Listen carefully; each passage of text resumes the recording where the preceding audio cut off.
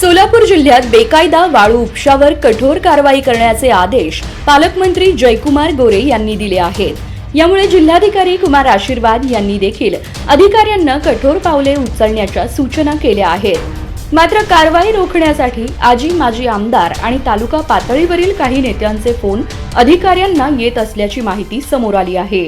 कोणाकडूनही फोन आला तरी त्यांना माझं नाव सांगा, पण कारवाई थांबवू नका अशा सूचना जिल्हाधिकारी आशीर्वाद यांनी दिल्या आहेत। बेकायदा वाळू उपसा करणाऱ्यांवर कारवाई सुरू होताच काही राजकीय नेत्यांकडून प्रशासनावर दबाव टाकण्याचा प्रयत्न केला जात आहे।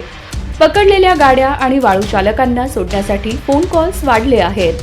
प्रांताधिकारी आणि तहसीलदारांनाही या प्रकरणात हस्तक्षेप करण्यास भाग पाडले जात आहे।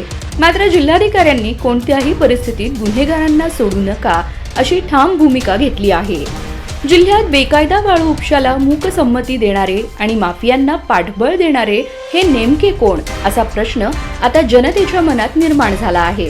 दुसरीकडे जिल्हाधिकाऱ्यांच्या कठोर भूमिकेमुळे वाळू माफियांचे धाबे दणाणले आहेत। या पार्श्वभूमीवर वाळू माफियांना मदत करणाऱ्या त्या आजी माजी आमदारांची नावे बाहेर येणार का याकडे सर्वांचे लक्ष लागलं आहे।